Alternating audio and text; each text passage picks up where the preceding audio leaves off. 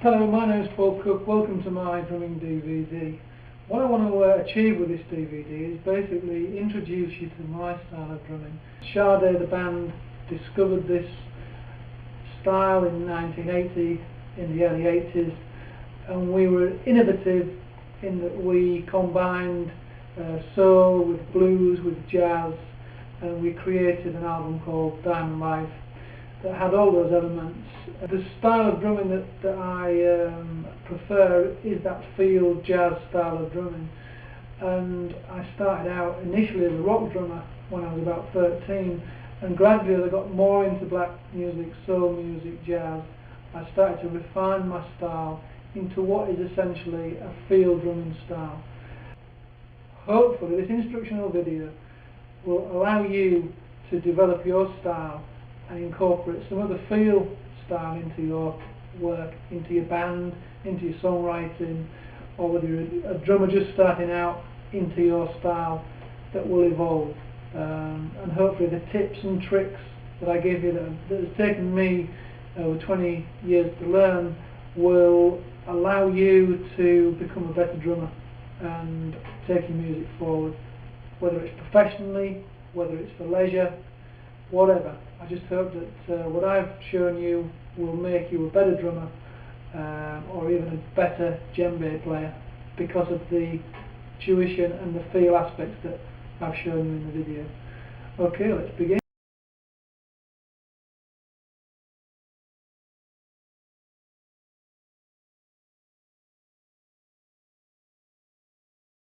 To the djembe. Now, the djembe is an African drum. It's supposedly a magical drum.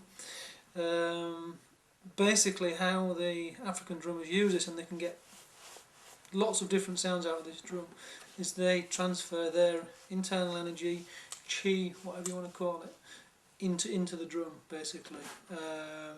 And I guess each drummer, because of that, has their own different sound. Everybody has their own different energy, and that is why I guess it's a magical drum in some respect. It's still an aspect of opening and closing the hands and transferring energy into that drum.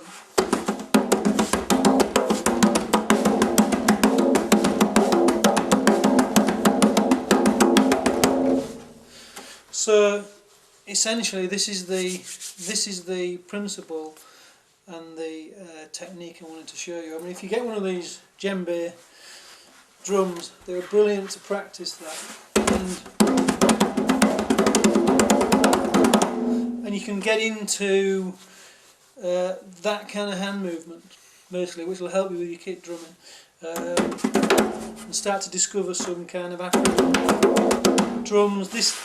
This drum, an African master drummer can play thousands and thousands of different rhythms, tones, whatever he wants on this drum.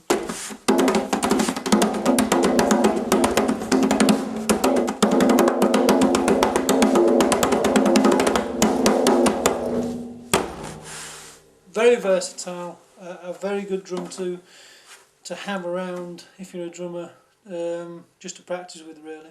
The main thing I wanted to show you was that situation of the basic transference using the closed and open hand technique to impart energy onto the drum.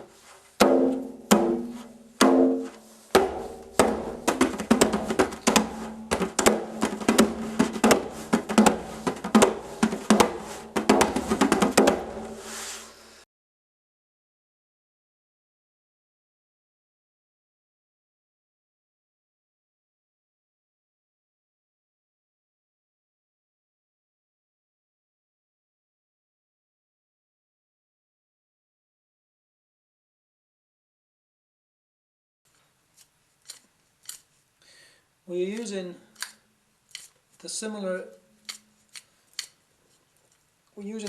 effect of transferring energy to that stick. We're snapping the wrist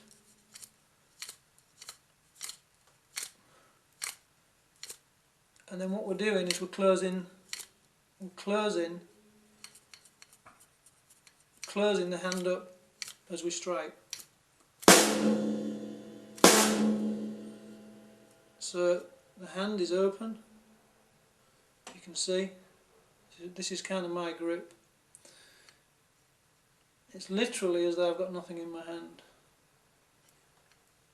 And then I'm using the fingers there to activate the stick. So using that as a pivot. But ultimately, if I want to make a strike, I'm using that same principle of opening and closing the hand to transfer energy to the stick to the drum.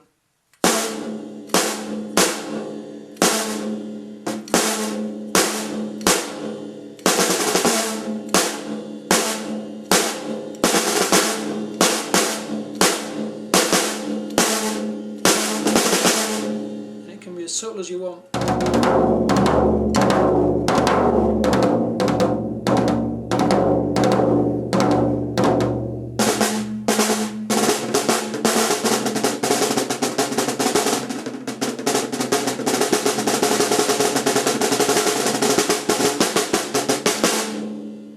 Of course, when I want to make an accent, of course I open my hands,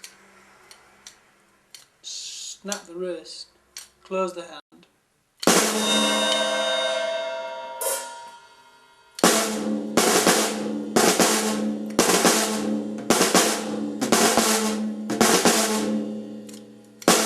Yeah.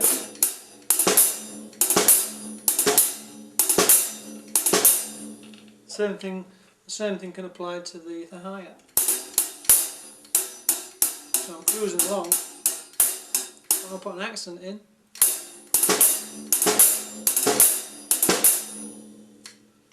I'm still going through that subtle process of opening, closing the hand.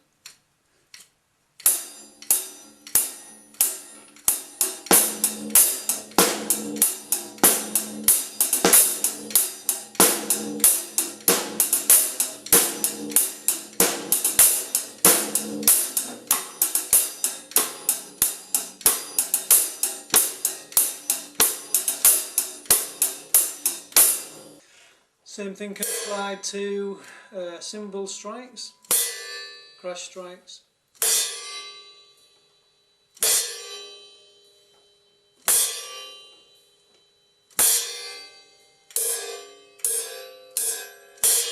Same principle. And of course where it comes into effect is the ride cymbal.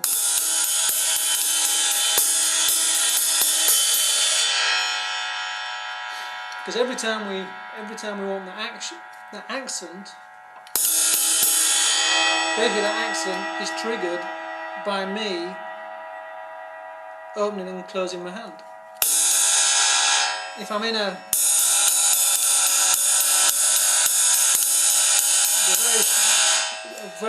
that's a very subtle movement of my hand.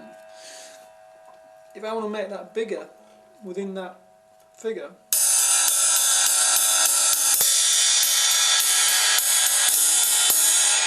I'm actually opening my hand like that to do that.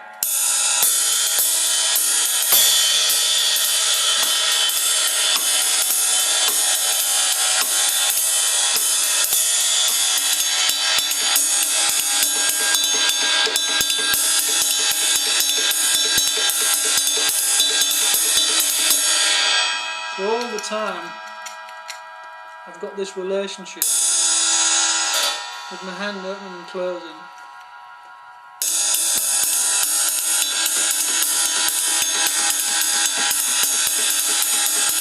One of the most important aspects of your drumming, your hand position, and the way that the opening and closing of your hand enables you to get that power into your drumming and get that feeling to your drumming.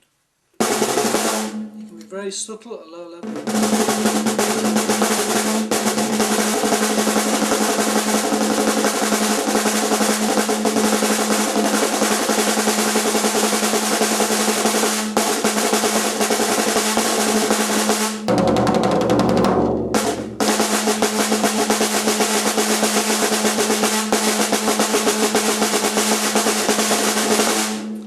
subtle at one level, another level it can be very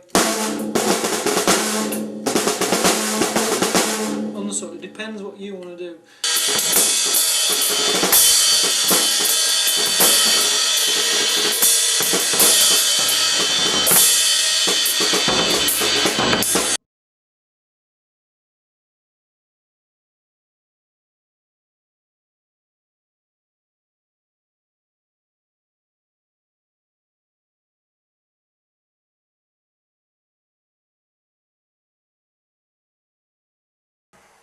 The same technique with a stick, with a one hit for example. Now, most young drummers, when they want to hit a drum loud, they'll be using this muscle. Now, that is the similar technique, if you can see what I'm doing, with my hand. What I'm doing is, much as a martial artist would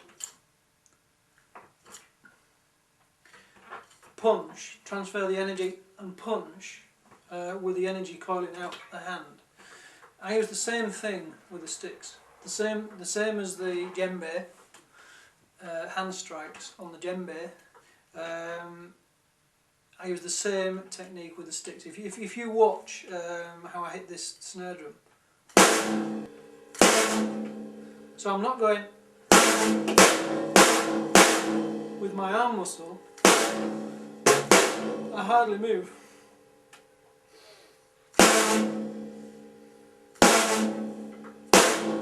And you can do it with both hands equally.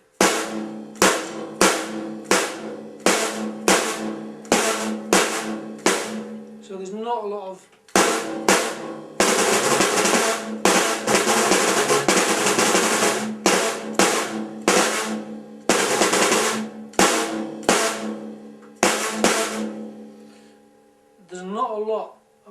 upper body movement, and there shouldn't be. Now, if I want to use that in conjunction with my whole body, I use the same principle. It's very much akin to Tai Chi or any of those martial arts. You're using your internal energy. You're using it to transfer that energy to your hands and your feet. So if I was going to use that in combination, I've really got to be focused and I've really got to relax. So let's see, for example, if I do a pattern, there's not a lot of, I mean, my arms out up here. I don't feel any use of my muscles at all. Very much a focused style drumming based on the African Djembe playing, and using the internal energy transference that they use in Tai Chi, for example. It's the same principle. I'm using very little muscular effort in my drum style,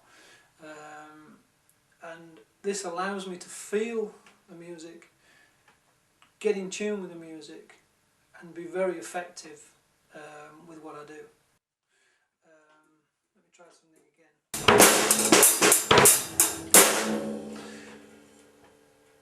You've got to breathe. The main thing is you've got to breathe. While you're doing all this, if you want to emphasise a certain part like I did, it's no good. You know, you need to breathe, and as you strike the drum, breathe out. I've got a really good picture of me when I was younger, when I used to hit the cymbals. I used to breathe internally so much to get so much power into that cymbal. My nostrils would like do that as I'm sucking in the air, and I'd be, you know, and I would really hit that cymbal, and the old zildjians used to crack on a regular basis.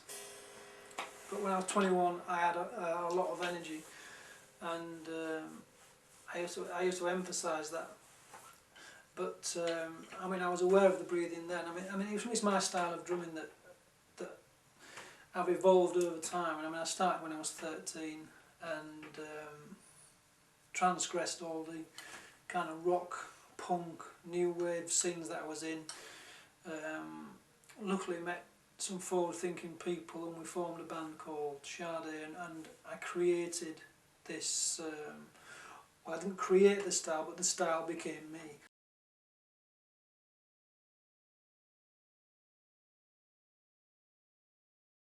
So we looked at this, the kind of hand shape and how you would transfer energy into your stick, basically. I've taken you through the breathing exercises, the qigong that I do, that focuses on internal energy. Now, and I've showed you some examples on the djembe and also in regards to the sticks, how you want to get that energy into the sticks. Now, that energy can be very subtle, it doesn't have to be loud. In regards to the rim shot,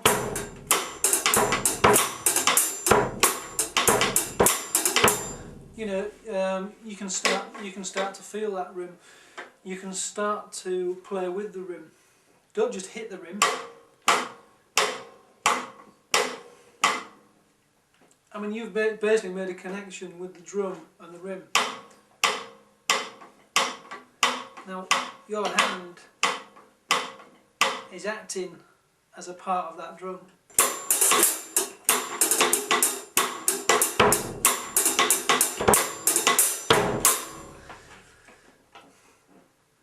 My arm, my hand, and that drum, to me, is forming a complete circuit. As is my foot with this drum and what I do there, as is my left foot here.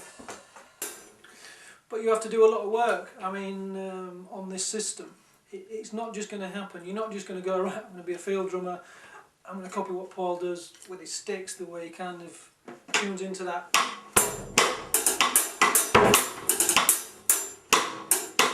And starts to feel that connection with that drum and what he's doing.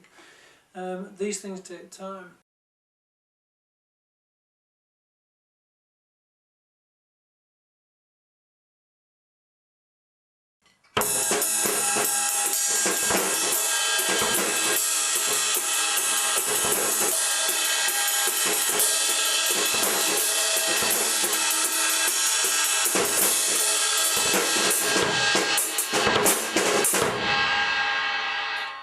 So,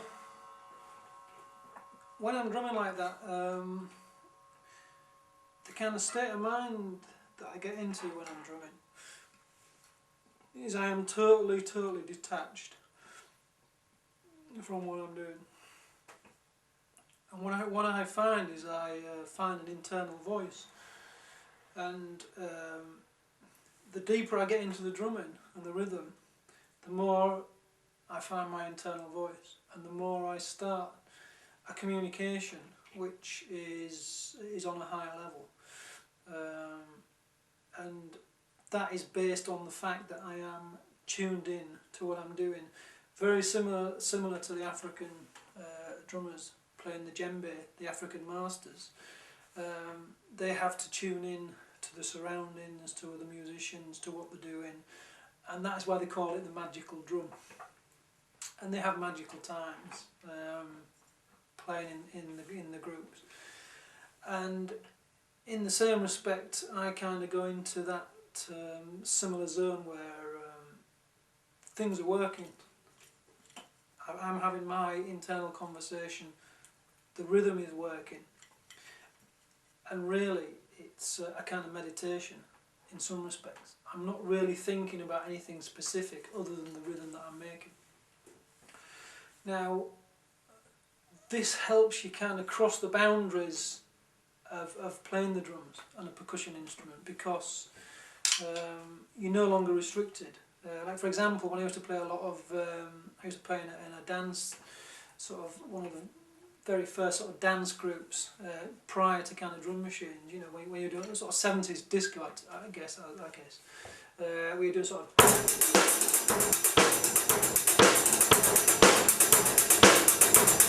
that kind of stuff. How I used to transcend those kind of boring rhythms and have fun with it. When something like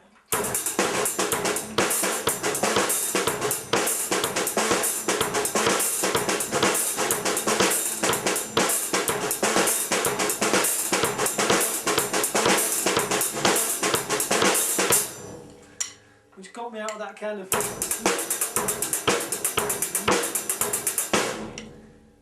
those kind of rhythms that, you know, you can get the dots, the drum dots, you can play those rhythms, or the rock rhythm, the Latin bossa nova rhythm. When you play them, they are so boring. As soon as you get into sort of internalising the rhythms and you start to feel the drums, the kit and you sound completely different.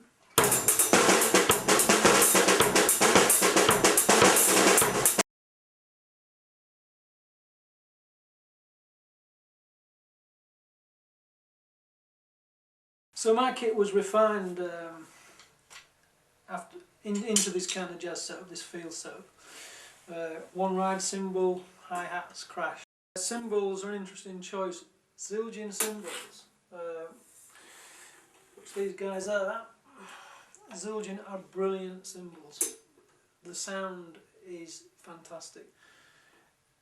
I moved away from Zildjian, especially Zildjian crash cymbals, because you catch them wrong at any time, or if you hit them too hard, you will crack them. So I used to tend to go to paste crashes, just as a preference. But Zildjian cymbals, I don't know, there's something about the alloy they use or the way they temper them or whatever. I've always, and most drummers will tell you that it's their kind of preferred sound.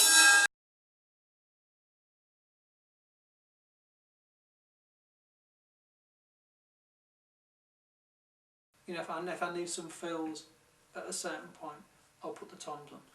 But at the end of the day, this suffices for my start.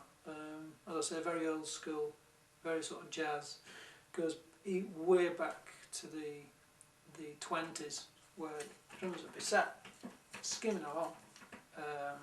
Single bass drum, snare, not even a side tom. In fact, the side tom was technology.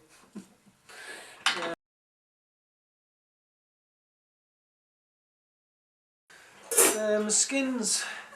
I used to damp skins with gaffer and tissue to get rid of that awful ring when I was a lot younger. But oil-filled skin, I find are pretty good nowadays. There's lots of different types of things for dampening that you can find just to get that ring off.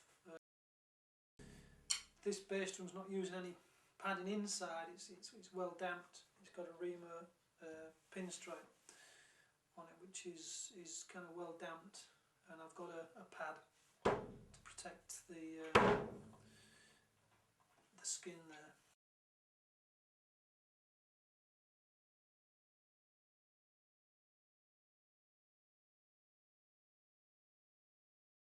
Now there's a kind of field drumming versus technical drumming situation going on, with a lot of session drummers being able to play any part they're asked to play. Play me a bossa nova, right, do it. Play me whatever, they'll do it. I've never really, as much as I learned to play the drum dots from a traditional point of view, I've never really been into drumming on demand. I'm very much, I play what I feel, and nobody can really tell me what to play. I play what I feel. So it's very difficult for me to work with producers because of that fact. If they wanted me to play in a certain way, or if a band wanted me to play in a certain way, I can't just dial it in. I mean, I'll have a good go at what they want me to do, but I'll play it with my feeling, with my style. In the same way that I originated the smooth operator beat on Sade's hit song, they'll get the same thing again. It'll be original and it'll make the song what it is, but I won't play something I'm not comfortable with. Like when the songwriter wanted a bossa nova on Smooth Operator, I wouldn't play it a straight bossa nova, and I adapted to the bass line. I felt the song, and we ended up with that particular drum beat because of that.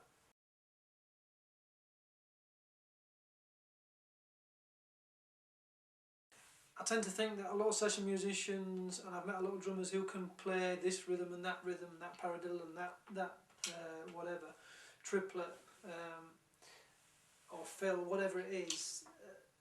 I'll find that some drummers can be very soulless in what they do. It's not them, it's kind of...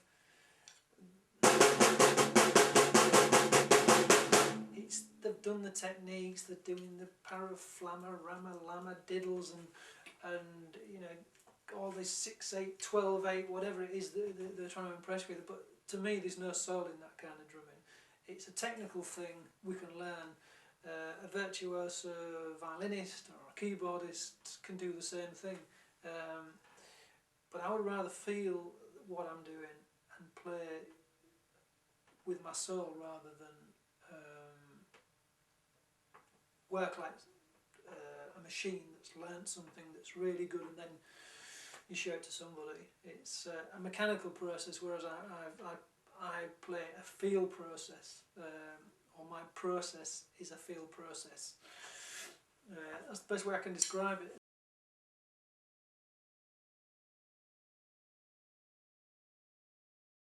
You tend to find that young drummers who, alright, they have some education, they will play with a band, they become a part of the band. And as I did with the Sade group, over 2-3 years you become and you gel with the other members of the group and you become a part of the band. And that style of drumming becomes a part of what the band is. And I think the biggest mistake is when producers will take a band member, like in my case, and say, well, hang on a minute, I think you'd be better off with another type of drummer here, or somebody more proficient. I think it's a big mistake with most bands. That is what you get. If they've been playing together and they've developed a good style, you can't bring people in to augment that band. They are a unit and they're playing as one.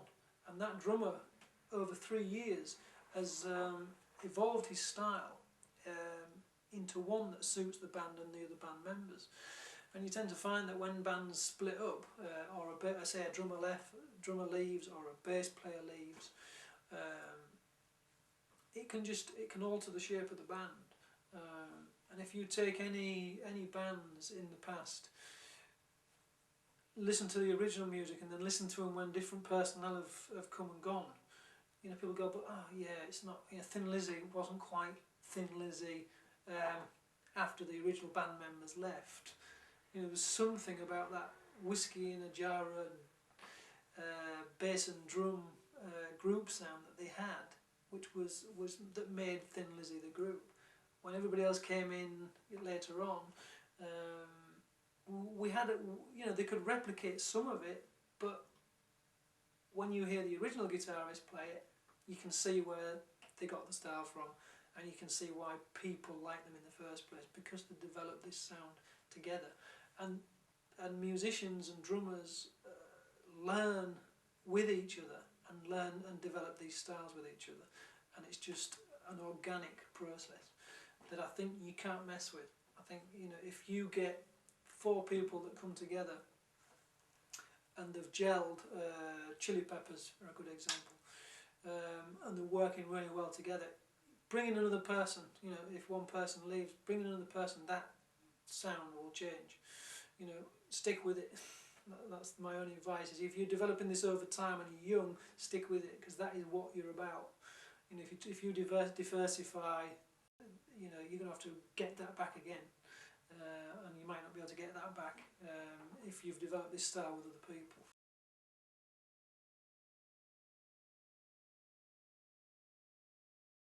So I've told you how I originated the Smooth Operator drum line. Basically, if the bass player would have been going bum, ba, bum, ba, bum, you know, and I'd have been locked into a bossa nova there, great. Smooth Operator would have been a completely different song. But as such, the bass line was bum, bum, bum, bum, bum, bum, bum, bum. So of course I had to get in the groove with the bass line. So nobody could have suggested play bossa nova against that bass line. It's totally ludicrous for anybody to suggest that, including the songwriter, who was naive. He knew kind of the feel he wanted, but you know, the bass player came up with a completely different bass line. So we had the lilt in the pattern,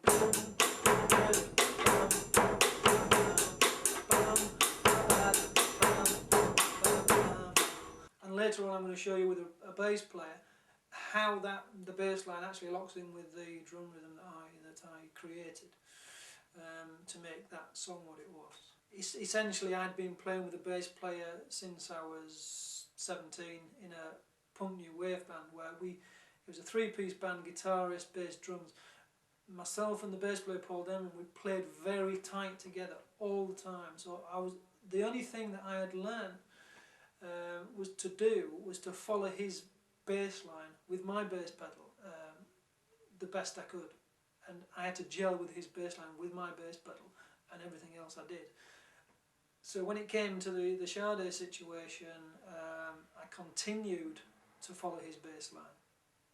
And everything I did was because we created that synergy between the bass and drums, which then created the feel in the songs. There's no way that you can dictate to people, I want this sound, I want that sound, I want that to happen. It evolved over time, and it was a personnel thing, not a personal thing. And I think producers and musicians make the mistake in saying that, all right, I want you guys to play that, I want you guys to play that, I want it to go like this, go like that. You've got to take into account the bass and the drummer, the relationship, and so on and so forth, to get the best out of these situations. Otherwise it ends up sounding contrived or stilted or constipated or whatever it is. It just will not have that feel.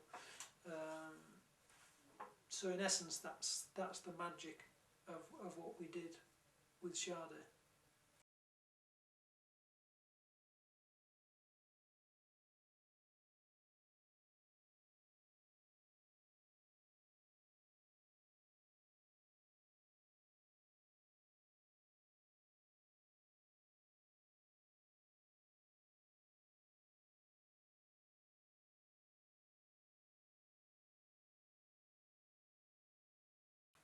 Another thing I want to talk to you about is playing into the kit and playing out of the kit.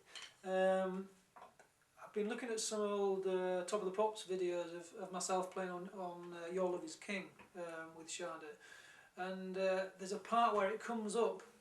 I think it's on the line "He's coming up," possibly, possibly not.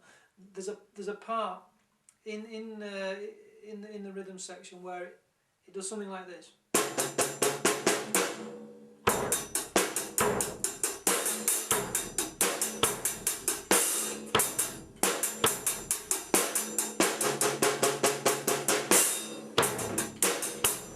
Now what I'm doing there to get that feel, and I've seen other drummers try and play this song and fail miserably. Just little things like that you learn over time that happen quite naturally.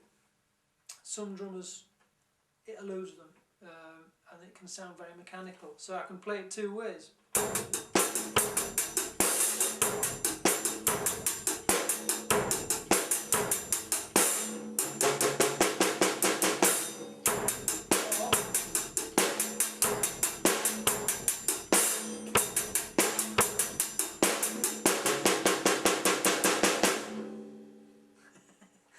Do you see the difference?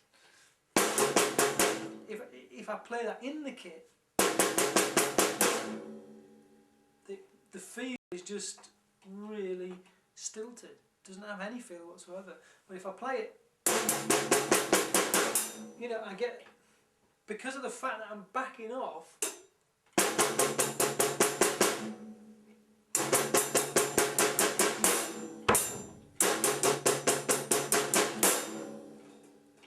if I want to emphasise it, I can come back into the kit, but what I'm trying to show you is the fact that you play out of the kit and you play in the kit.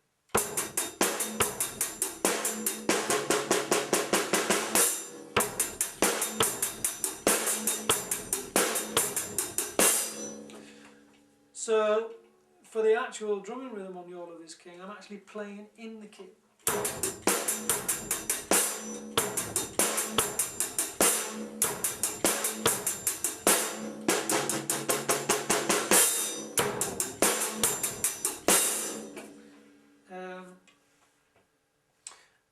So I'm actually playing in and out of the kit, and you will find that if you now start to look at experienced professional drummers, you'll start to see more of that.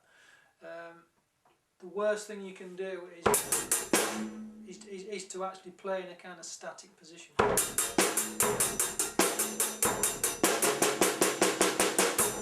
And most drummers do it. Most beginners will sit there rock solid straight up.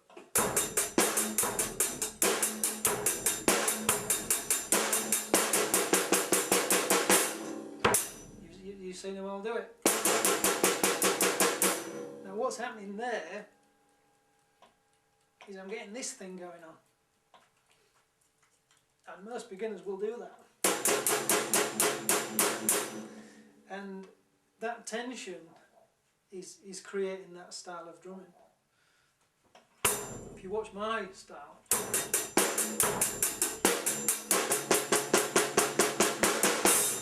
now I also start to give myself a lift, but in that lift what I'm preparing for is maybe an emphasis when I come back into the kit. So it's very simple.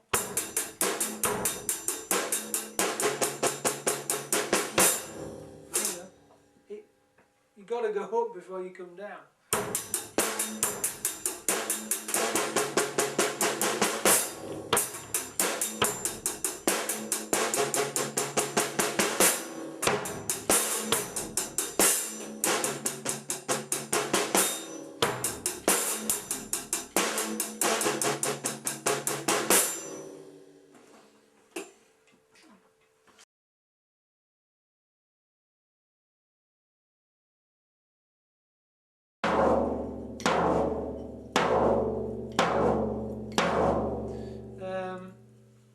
The bigger the stick, basically the lower the tone. So I mean, I can still get the same power out of these the lighter sticks, and the quicker and the very fast. But the main thing you get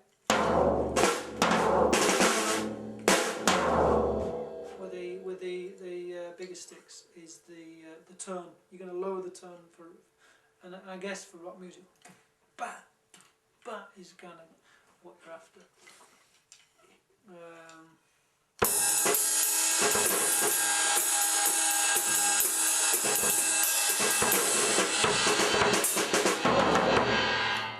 Other things I used to use the Sade tone for, just some simple little things as like an emphasis really within the rhythm would be.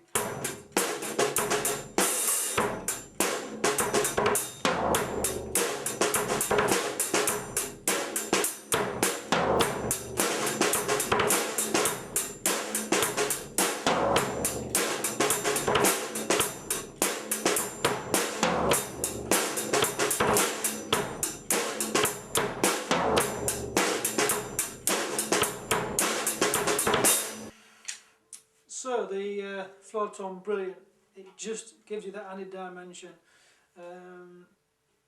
Other techniques I use, other aspects that I've learned in the past in regards to playing fills and figures on drum, is very much based around the jazz way of doing things.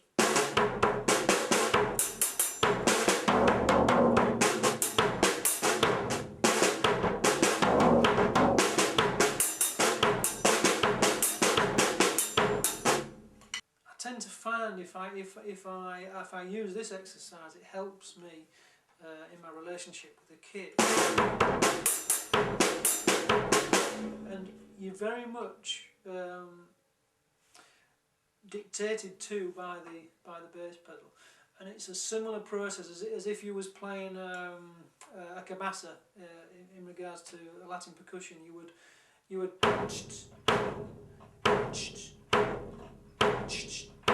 you'd be triggered by the bass drum. So what I do is this very simple exercise when I'm on a kit is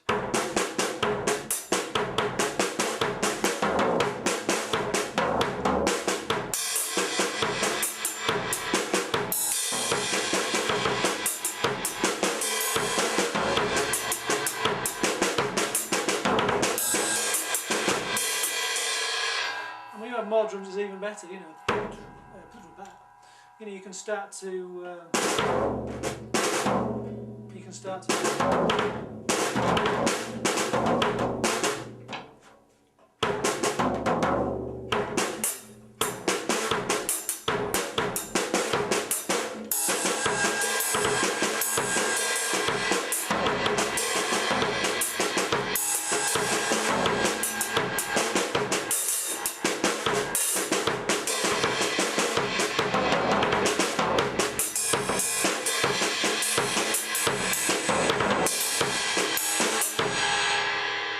all the time. What I'm trying to do is respond to the bass drum. So when the bass drum does something, I respond.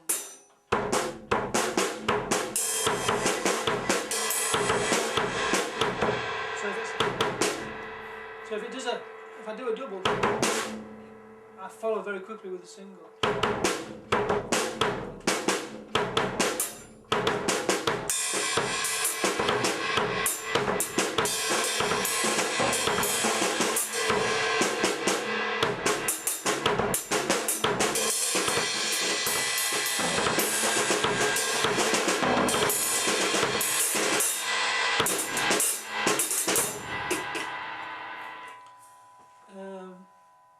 Don't worry about if the sound you're making isn't in time, isn't cohesive, doesn't sound right.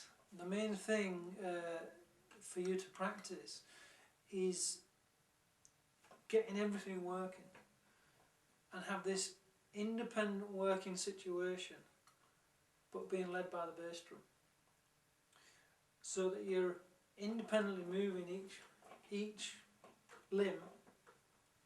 One of them is dominant and you're responding to that.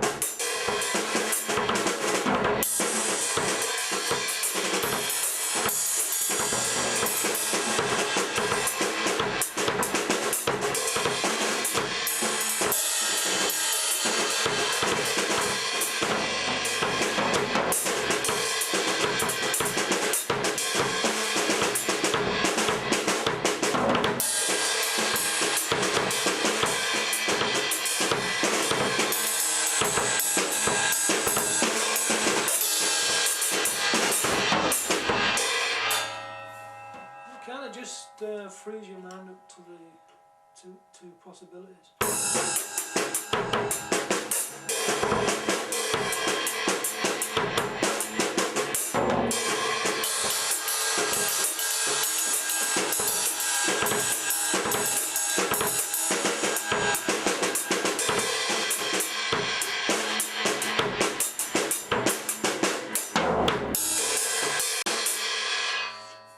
You can do it in any context. You can do it in a free form context where you're just literally playing everything, or you can do it in a rhythmic context.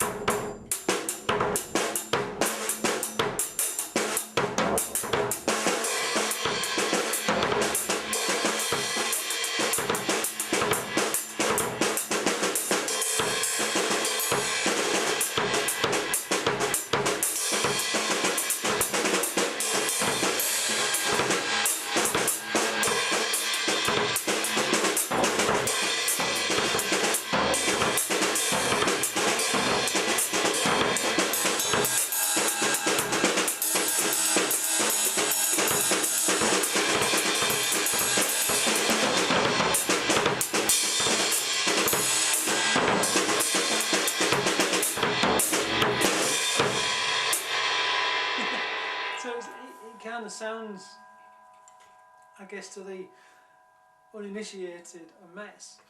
But at the end of the day, I'm creating a rhythmical pattern, rhythmical shape that is very much akin to the original African style drumming. And my main focus is to feel what I'm doing, to get into what I'm doing, and to express it very similar to how I would play the djembe. But from a Western point of view, I'm very lucky to have all these toys and different aspects to create the rhythm that I need, which is fantastic.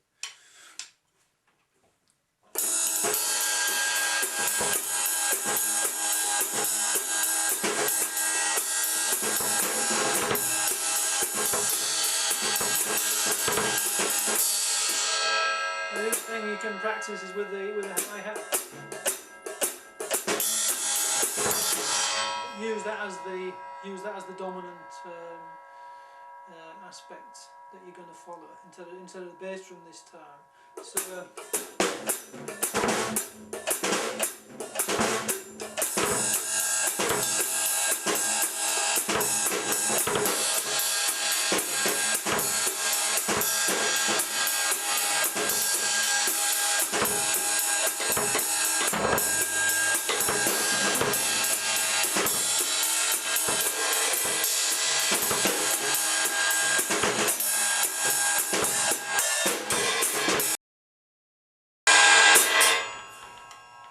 So basically you're using that to treat from.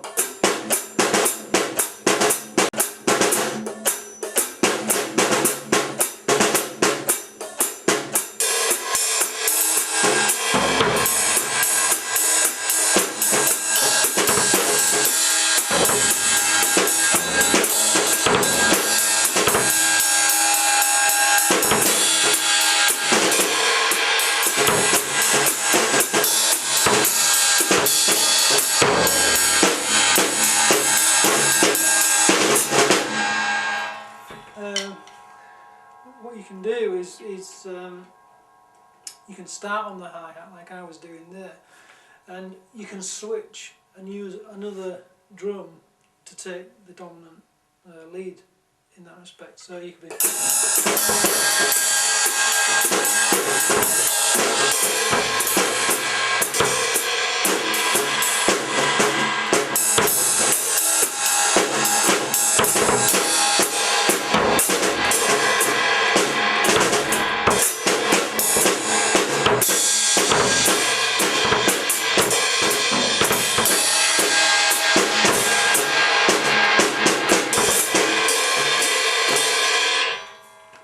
you can use another drum to take the dominant lead.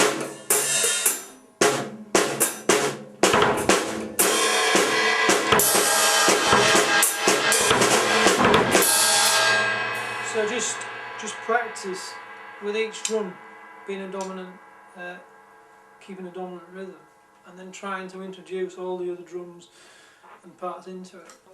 Another important aspect is being able to keep time with not just your right hand.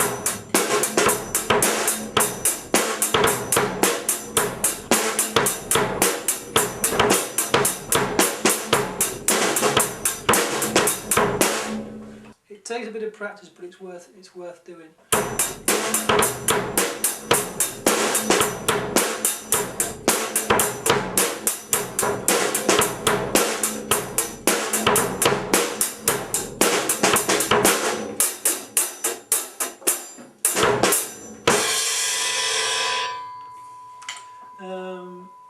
It just enables you to be so proficient with what you're doing. Always quite handy as well if you drop your stick or if you break a stick.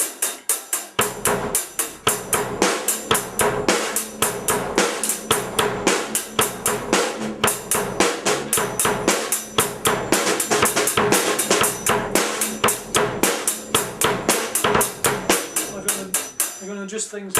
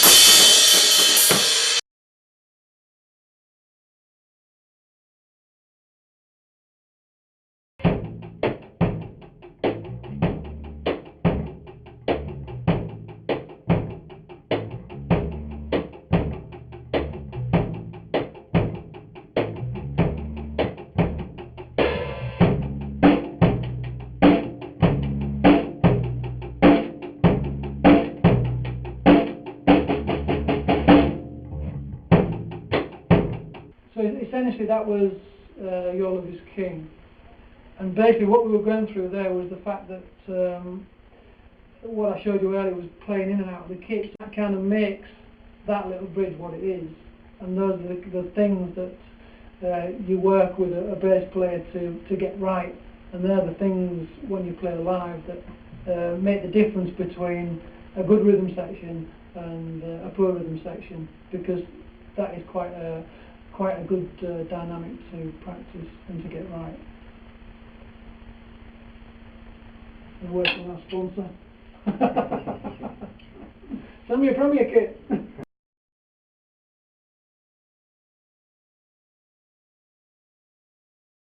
Basically, it's a little exercise. So when your bass drum goes, try and put in like a. You're sort of being led by what you do with your bass drum.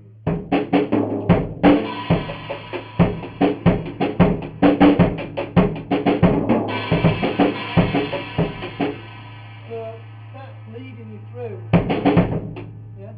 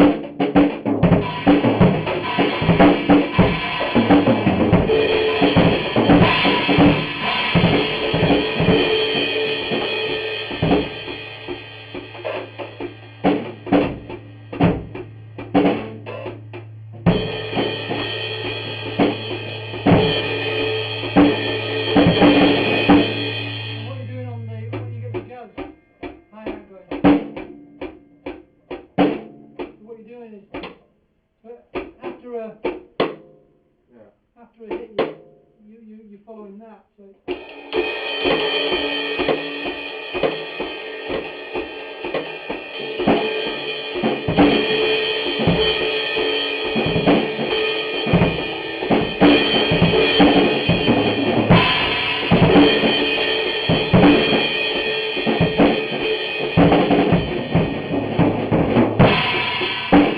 you're all the time remembering.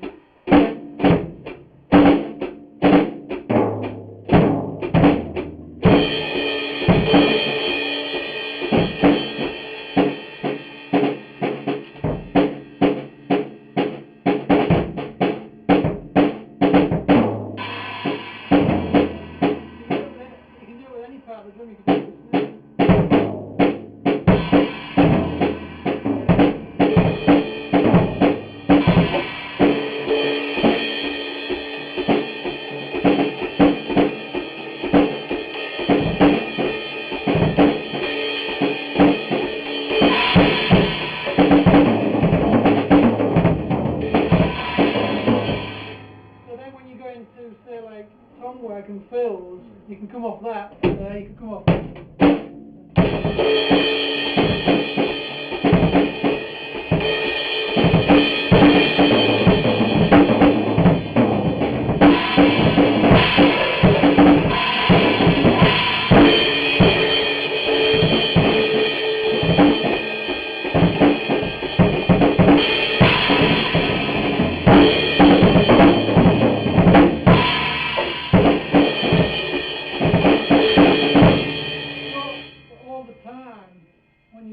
You've got three systems working there, so you've got, when you're on the rhythm, when you're on that,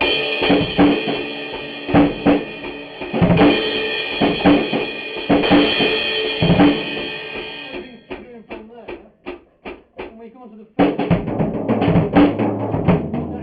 follow what you're doing on your bass.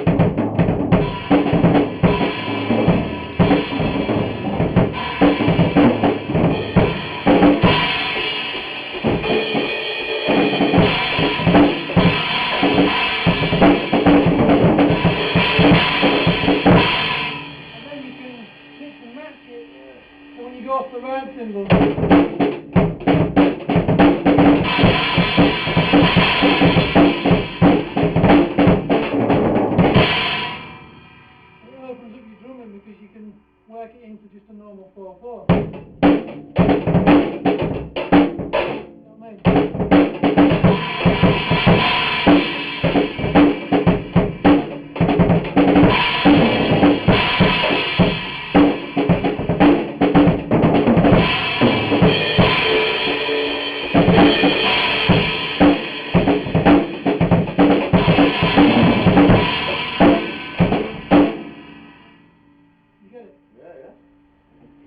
It just kind of opens your mind to the possibilities, so you're not kind of locked in the...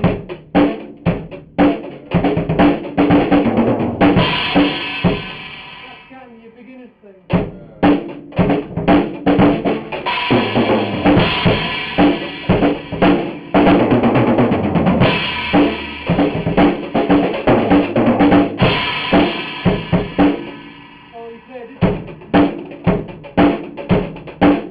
One thing I used to do from that.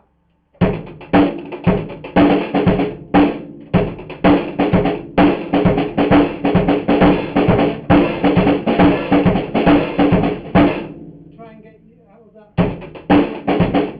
So then you could.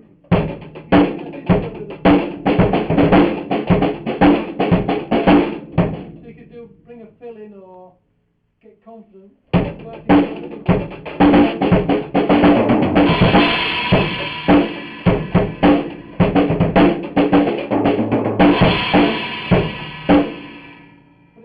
That thought process that links it all together. You know what I mean?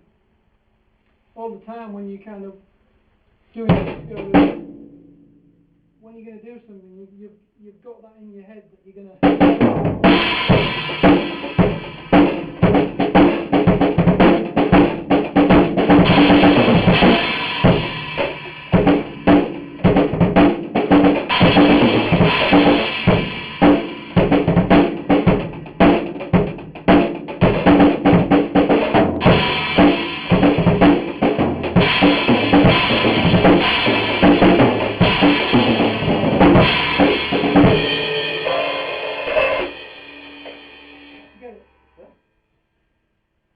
Quite cool because it kind of, I mean that's what field drumming is all about.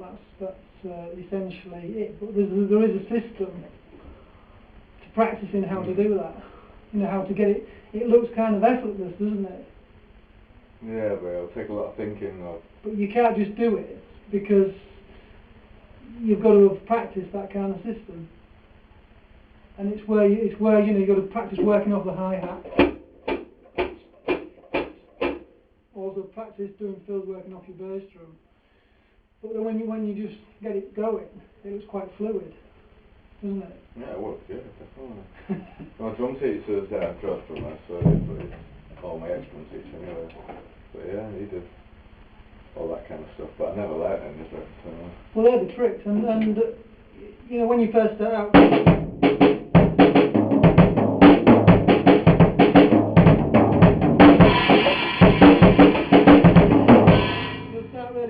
It takes time to build it up quick because you've got to get it kind of locked in. But you know, you start off by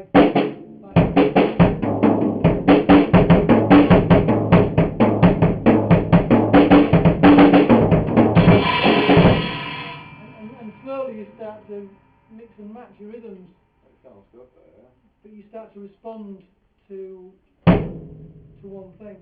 So it's a call and response thing, really. That's all it is.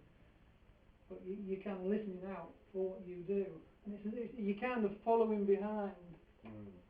You know, you're kind of following yourself through the pattern. You've got one part leading, and the rest is just following that part. And you don't quite know how it's going to work out. It doesn't. It's not the same thing every time because it's very reflex. And when you're doing it really quick, you can end up all over the place and you think, wow, that sounds really good. And you come back to the pattern again. But it's all reflex because you're just following, you know, yourself really, and you're following like half a beat behind. The same with the jazz. You've got the rhythm going. The rest is just following that. You're following your rhythm, your timing. You know what I mean? And you're kind of following and skipping behind yourself. and accenting things as you go, and that's essentially field drumming.